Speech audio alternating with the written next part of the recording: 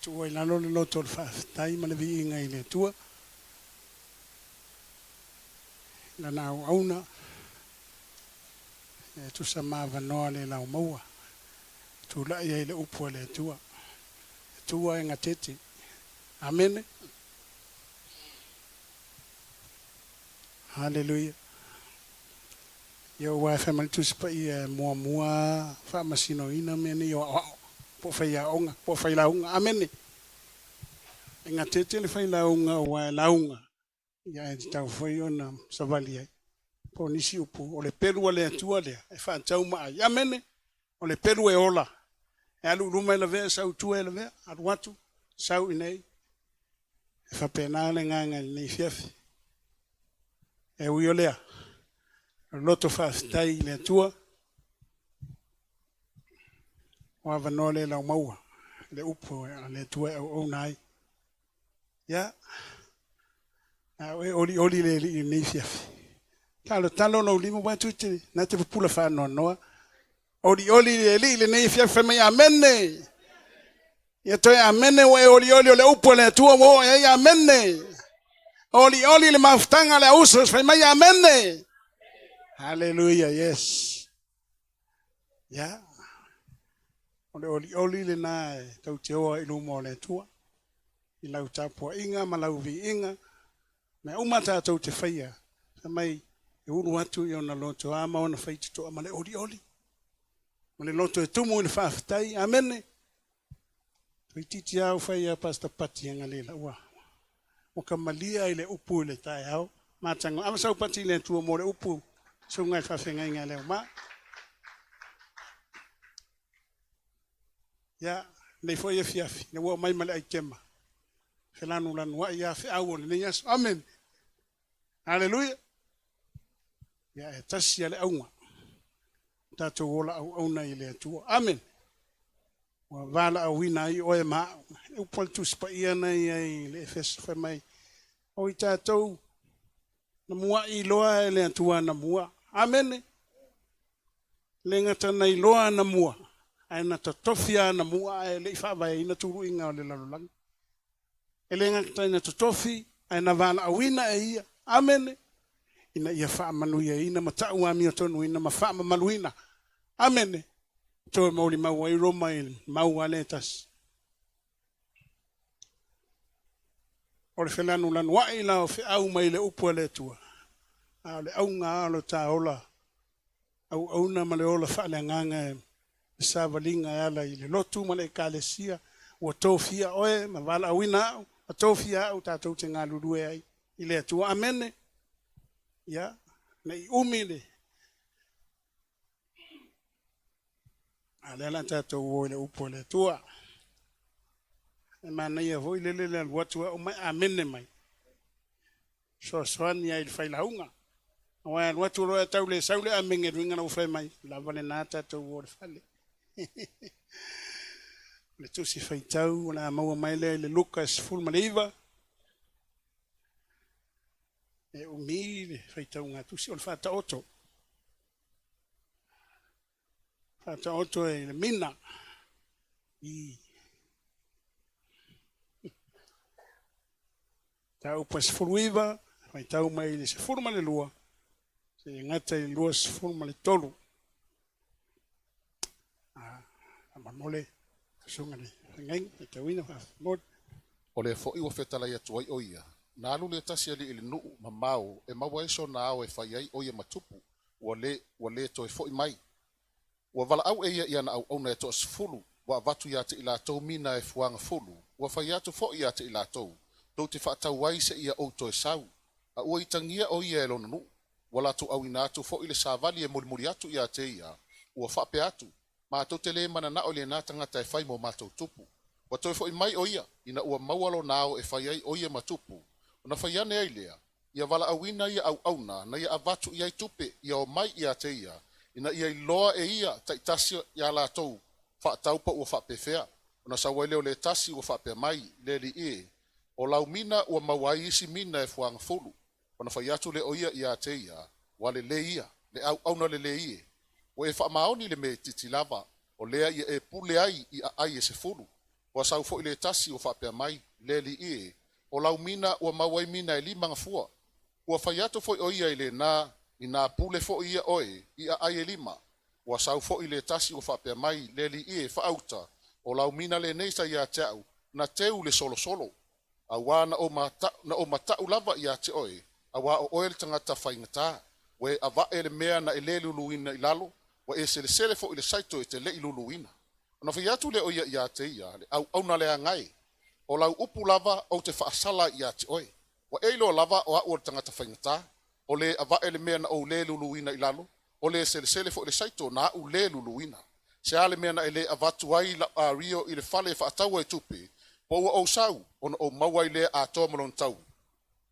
Amen. Whawhitaita mai au o fionga whauwina.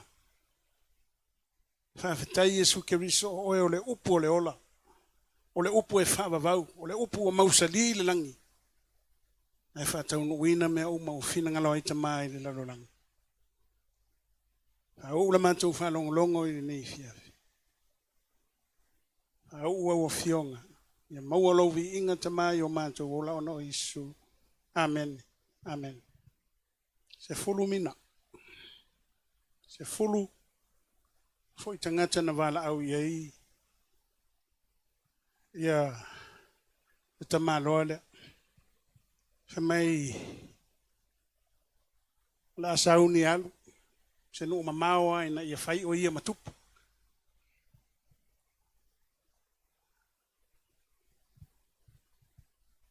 Ia aole i. Pāmatala tua o ili le tātou whaata oto. Whia o mai mo mua se whawhitai tātou e kālesia. Whawhitai a pauro loi a te Salonia. Mua tā upo mua whaupu e toru mai whawhitai le atua ona o tau te Salonia. A leo whape atu whawhitai le atua ona o tau o tahu. Amen. Tolu mea la popo ana e whawhitai el te manoa i lea. Tu whawhitai ona o lao tau ngā luenga whai pea. E whai lunga o le whatua tua. Mafua i le whatua tua. Amene. O te whawhitai ae foi i lea tua. Ona o lo tau whamalosi.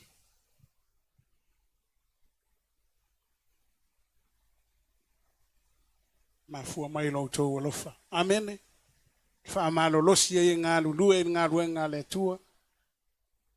O awhi tā ma whaingata. Na lue pēr. E le ngata e ala i le whātua tua. Ai na o lo alofa i le tua. Te alofa fo i lo uta a kerisiano. O tō fia whaatasi. Au na i le tua i lalo le nei tō vine. Amene.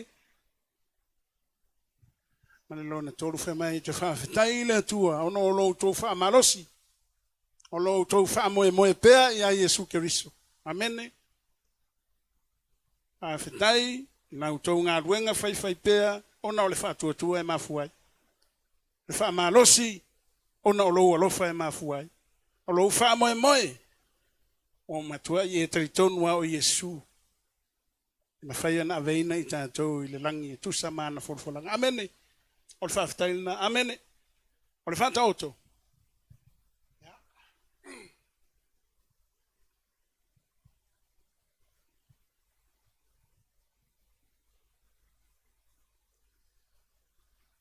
Sa uni te malo e alu whamai alu le no mamao. Na ia whai o ia matupu. Ma la auri to se furu ana au auna. Mai tu whatu. Me se furu fuanga furu na whamai. Se furu foi. To furu tangata malana me. Mina e tas. Amene. O le tala ua lau i loa. Wae e ile si tala whapea uma. Na ia mataio. Lo furu wha. Lo 5. Le mai ai taleni. Amene. Le au mai i. Mai na ia mataio. Taleni 5, taleni 2 maletasi. Amene.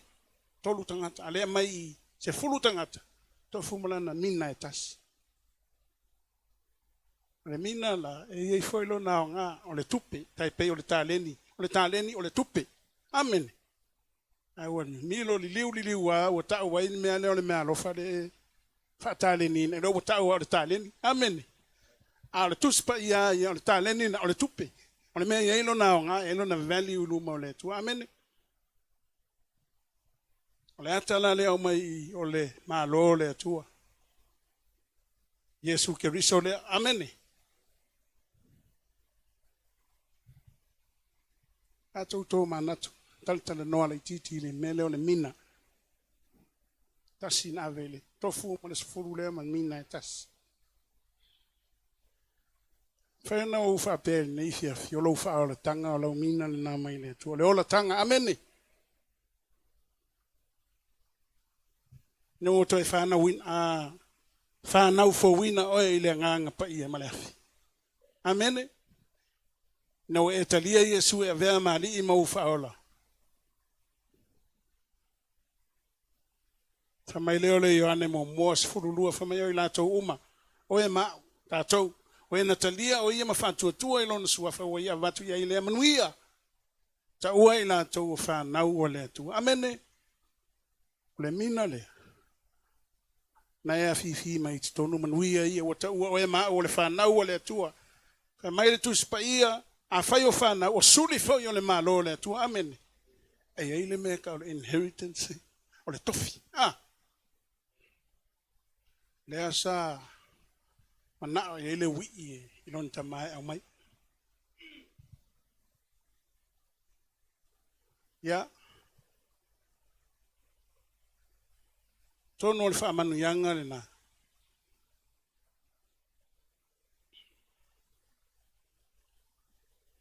E mai e male upu le tu. Amen.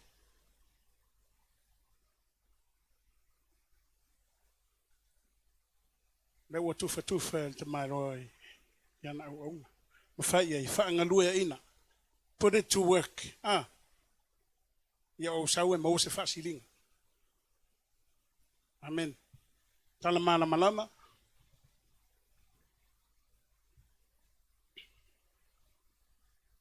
Oe maa o tausi mea le atua.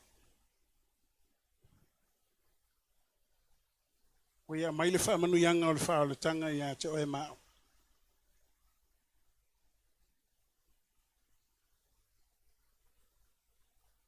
Wa mai lau mina I le neifia. Wa lau sa vadinga whaale ngang.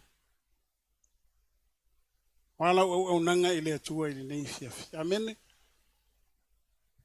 O ingi whainga tā, mangi whita o whia ngai ma oe. Ele ngata o le wha o le tanga. O le mea ua fua I mai. Fua I atu. E mai e male manuia lea. O ta ua oe maa o le whanau o le atua. Atali o le atua. Suli o le malo o le atua. Amen. I le afifi la valea o le mina le I tono o le manuia lea. E mai e male upu o le atua. Amen.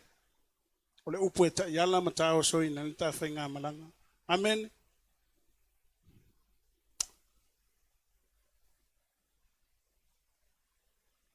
Ele ngata wa fionga wha wena le atua.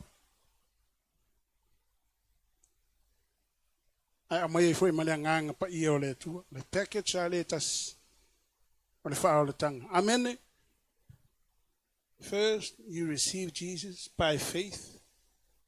Believing in Him. Amen. Having a born again experience for a new life. Amen.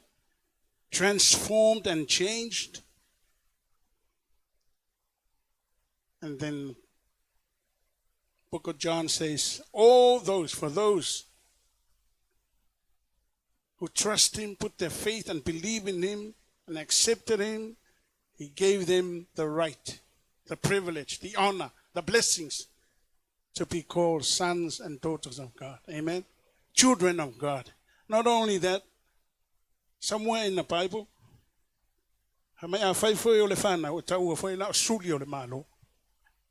He'll make our unfading, unspoiled inheritance in heaven. Amen.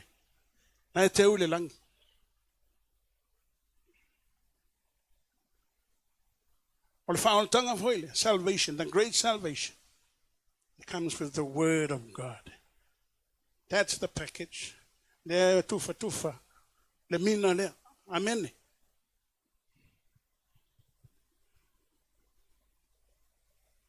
Le upo le tua.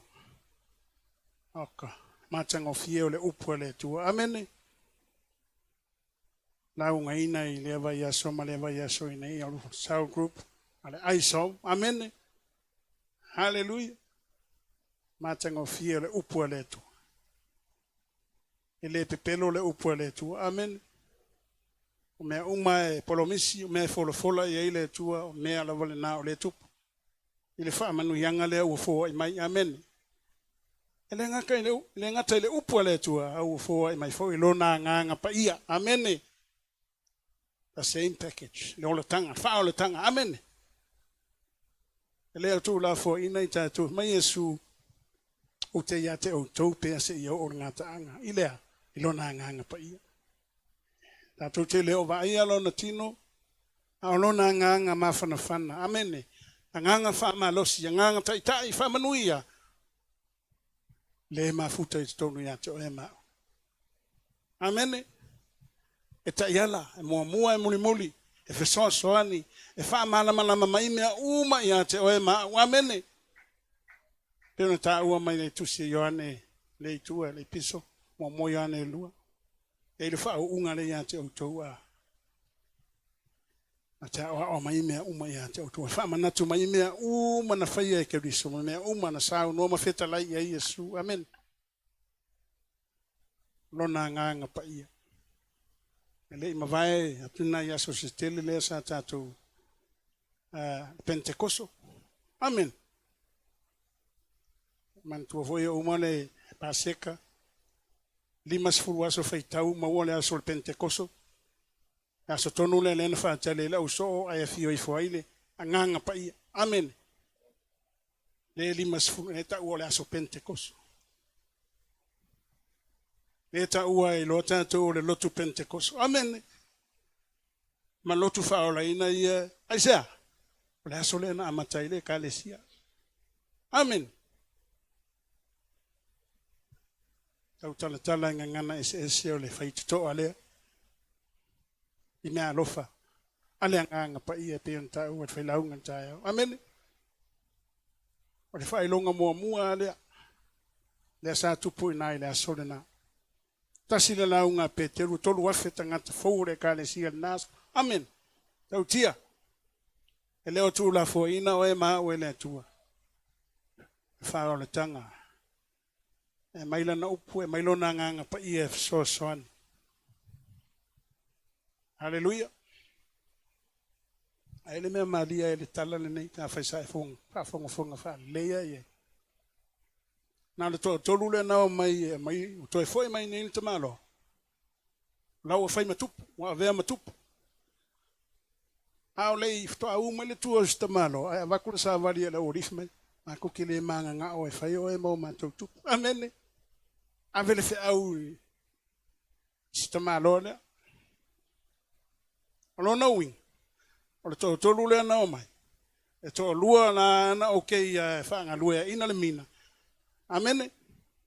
Ma whaili te malo o la tupu. Ao lesi to tasi lean sau whamai na luna na. Ma lesi to fitu le o ilopo feo ia. Ila uringa renga. Mumusu e whai te malo le mo la tupu. Amen. Ai te ilo. Le whina ngalo ke riso. Mo oe ma oe tusa ma le whātou. Ia veo ia ma utupu mo utupu. Amen. You have at the town confess, public, acknowledge. Confess Jesus as your Lord, as your Savior, as your Redeemer, and as your King. Most of all. E le wha moe, le sa tau wen whailaunga I tae au. No fo tupu Yesu I le awhetau sanga. Leanga I mai.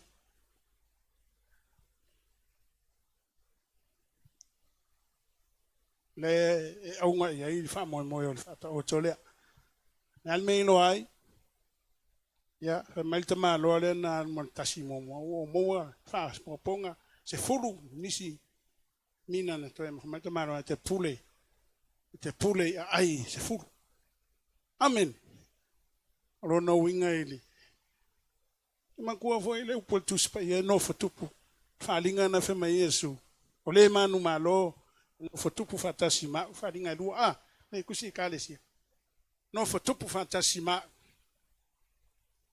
o oe e te pule ma lo se fu ai se fu cities pule siri Yesu tupu siri Yesu ai pule ai se fu saule si fa mai o mo le lima that Yesu well done e te pule you take charge of 5 cities amen 10 cities 5 cities a saule tasi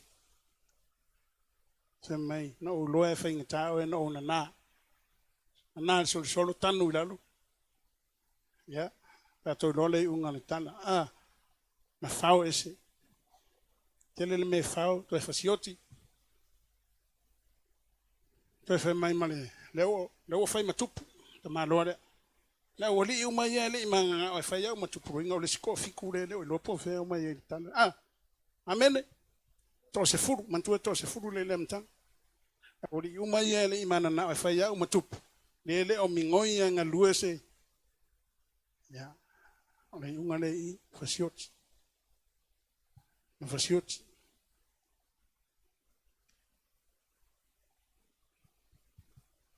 so Jesus gave us salvation. He gave us the right, the privilege, the honor, the blessings to be called children of God. Blessed us with the word of God. Blessed us with the Holy Spirit, helper.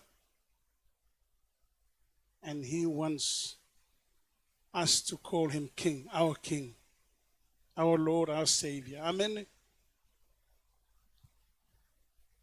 Olo knowing. Ole atale atangata e tutono le mafutanga. Ailen lautele ta ua Yesu sala tutupu. Lana to commitment for it. Ele ofa au popoina. Amen. Ele yese fa au poponga ole mina fa Yesu put this mina to work. When I come back, I get the extra. Pe fiale extra pe kasi pe lo pe spu. Amen. Ya, ole ungala le na o ye. I would ele imana na ele acknowledge, confess Jesus as Lord. Amen. Le melna le Faitau pe me le fe mai Tusi wala Roma lo loto tanton wai lo ngutu tau tino ai o mai lo amen. Tantono Yesu fatuina me ye le tuna ye wot amen. Then you publicly confess, acknowledge him as your Lord, your Savior, your Redeemer, your King, your Master. Amen. We have to acknowledge him. We have to confess, publicly confess. Amen. Na yam fayon tato na lue ina la na fao le tanga.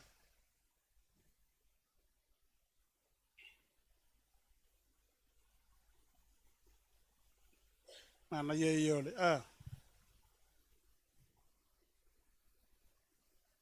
ro o le taimile no futupu Yesu ala fe mai ai se furu te pule fa ai iva ai valu e lima tolu lua amen. Hallelujah. Hallelujah. Woma lua Korinito e fa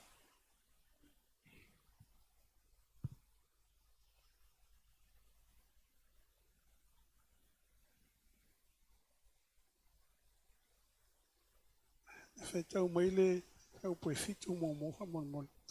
Ua ia te mātou le nei o I po mea. Ina ia le atua le matua tele o le mana. Ai le mai ia te mātou. Amen. We have this treasure in jars of clay to show that this all surpassing power is from God and not from us. Amen. Oleane clay of jars of clay. Kako ipo mea. Amen.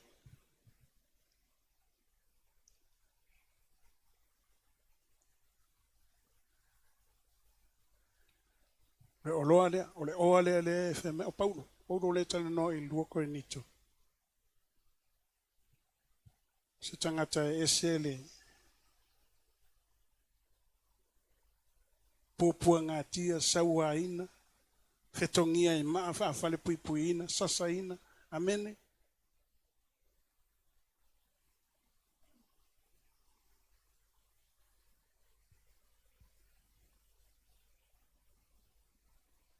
Le whamari te maroa i, o le oa, e le oa le i tonu ia te oe maa, o le oa le sai a Paulo, o le a, o le wha o le tanga, o le upua le tua, o le nganga pa ia le tua, amene.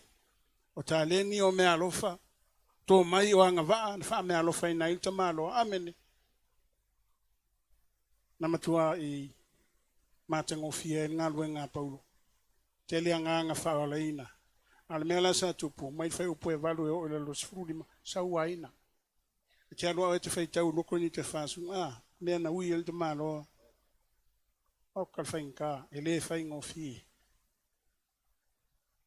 Ai na mawhai, mawhai e te malofa mai, mawhai au te mawhai a mea uma, i le whaatasi mai o Jesu Keriso. Amen. O se tau tinonga ola. Wa sili le malosi o leo i tonu ya tau, na ilo leo i le lalolangi, o ele i tonu ya tau e mau, Jesu Keriso. Amen.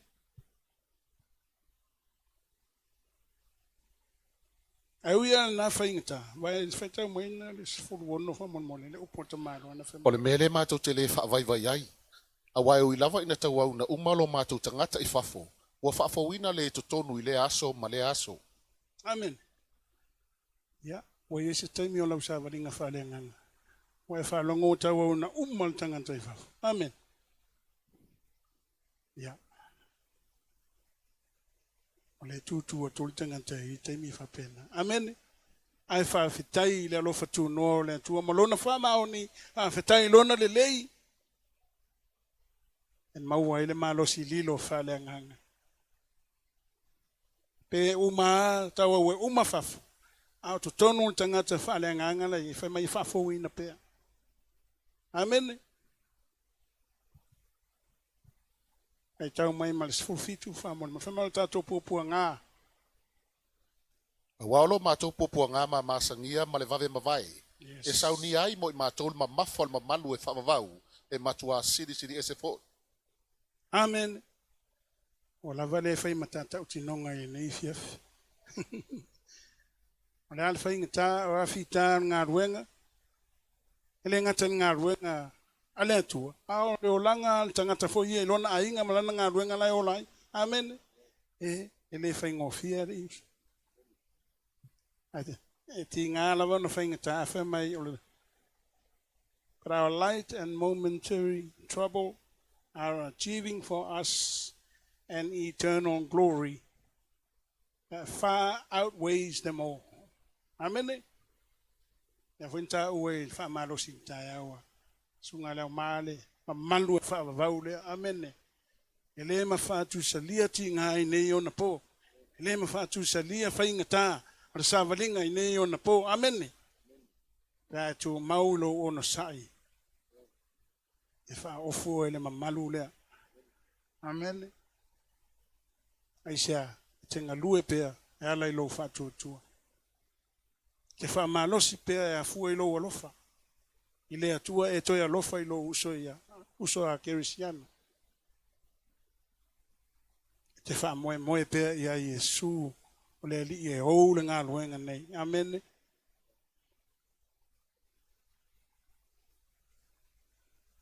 Ia male. Fai upes fulvalu fa mai al tātou upuli nei fiafi. O lo mātou le mana tunatu i mea o vaia, a o mea le vaia. A wa o mea o vaia e ngata mai ia, a o mea le vaia e whaavavau ia. Hallelujah. Ia. Fai mai o mea e vaia ia, ngata, ele tu mau, e mu, wa ele aso fai mai tu spa ia, whafowina ele tua mea uma. Whafowina, ave ese le langi tuai, ma le lalo langi tuai, ai whafowina le langi fou, ma le lalo langi fou, e lui fai le Jerusalem fou, ma ile atua. Amen. Ia. Whaatua pe, alofa pe, wha moe pe ia Yesu, tatalo pe, ngā lue pe, au auna pe, Ama yo mele iwa ia matele ifa no ngoi talinga le yo ile loto te pena le tua mo oe ma e alo lofa ia te ia. Amen. Ya. Ole langi te vai e. Fe mai e ti ota lanu au uma me uma amen. Le Jerusalem fo. Ona e va ai foi fonga o te ma. Fonga o Keriso. Amen. Le ia se siwa vai le tu, le se siwa vai ia Yesu. Le se siwa vai le Jerusalem fo le langi. Ta ona sai pe, a lulu pe. Amen. Ya ma. Ngalu e ina le le o la tanga Yesu le no fo e mai mo e ma. Amen. O le fa manu yanga. You are a son and daughter of God, in the family of God. You are a child of God. You are an heir of the kingdom of God, blessed with the word of God and with the spirit of God. Amen. And with the talents, giftings, skills to help us serve God and serve others. Amen. Yeah. Malolo fa malo si mai neifia. Fa ftai tato e kalesia. Ole fa ftai le tua. Nga ruenga fai pia. Le ai mori mawina. Ya uto ina sunga tata ma fai fiau. Ato uma la nga ruenga. So se mea, so se ministry. Ona lo fa tua. Ya fa au pia. O lo lofa. Mafua yo na fa malo si fa au pe. Amen. Ai mai se le fa mo le ola fa va. Fa ofu o ma o le mamalu fa va le o ke biso pe fa dia mai. Ye tu maulo ta fa mo ya te fa manu ya le tua ya te o ne fia swafa pele skulu ta to linga fa ola. Amen. Amen. Ato au. Tu le sunga ya pastor Pat.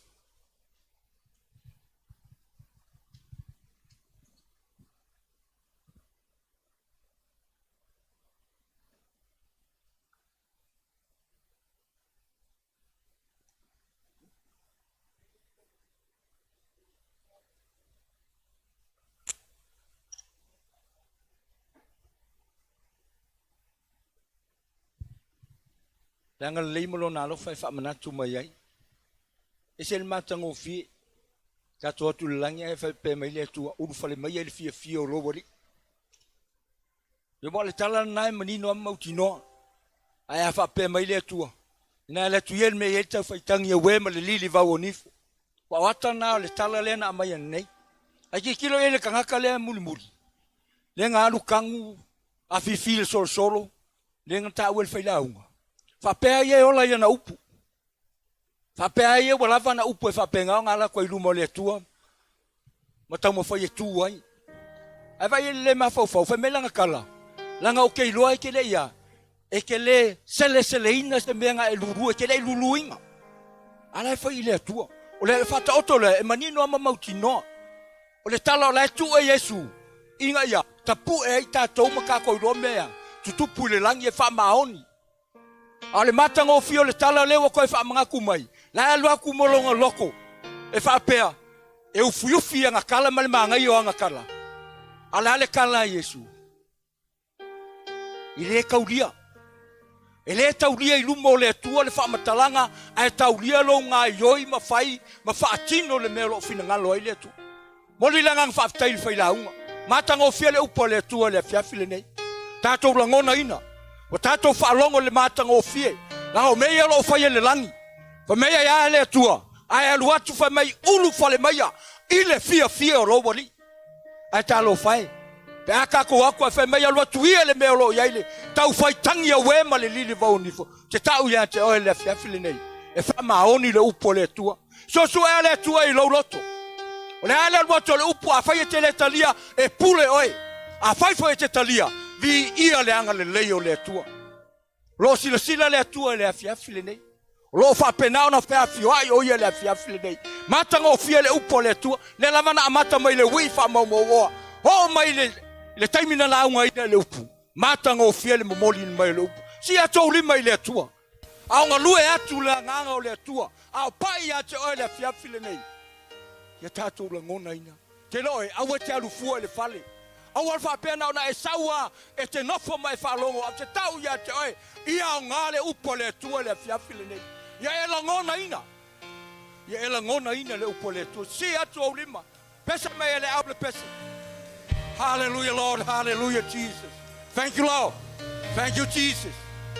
Yes, Lord. Hallelujah.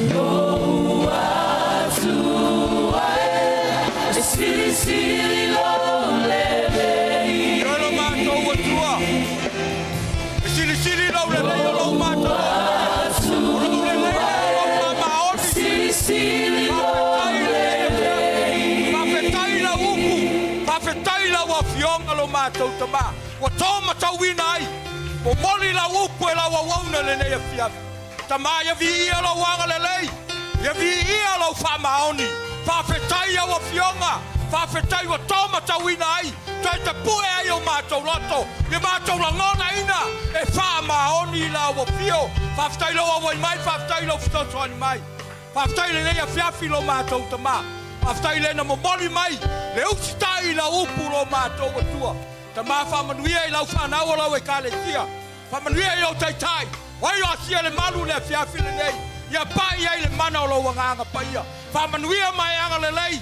Tai o mātou mātua. O iei Samoan o mātou tamā. Whamanuia I lau e kālesia. Le whauina le whono. I le nei a fiafi lo mātou atua. I le toi taniu mai a inga. Pui lungo le ea. O le hala o awala o me uma e uia. O le mātou tatalo I e whamanuia tamā. Anga leili nei a fiafi lo mātou atua. Ia fo'i me uma. I suefi, God suefi. Pese atuai, please, wha uma I tatou mautanga. Si atuai au lima. Ma ave lau vi inga lo tua. He's worthy, God's worthy. Hallelujah.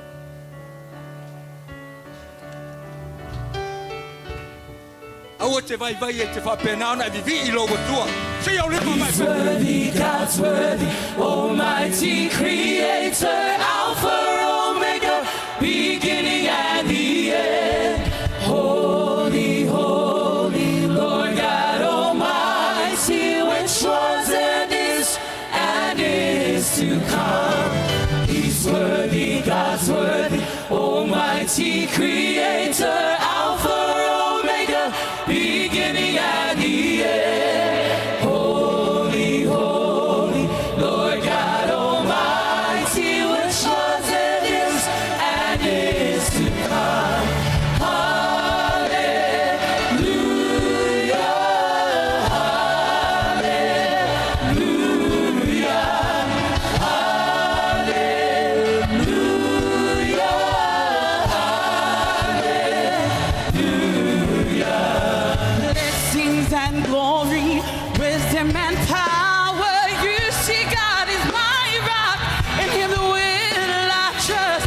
Strong tower, He is my refuge and my Savior, deliverer and strength I repeat.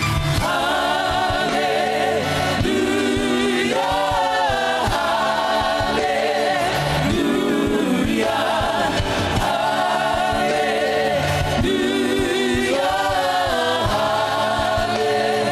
hallelujah.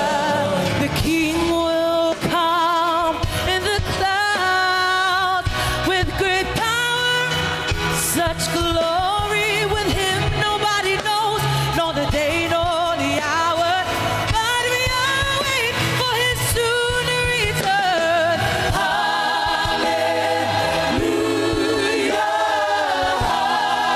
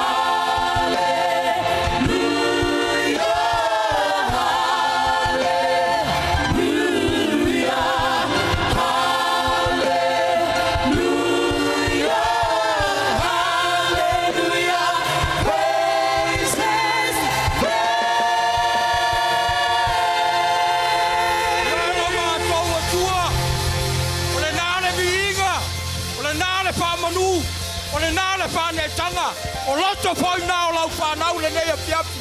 Ia vi ia la ua fio e whamamau. Wa me uma mātou te whaia.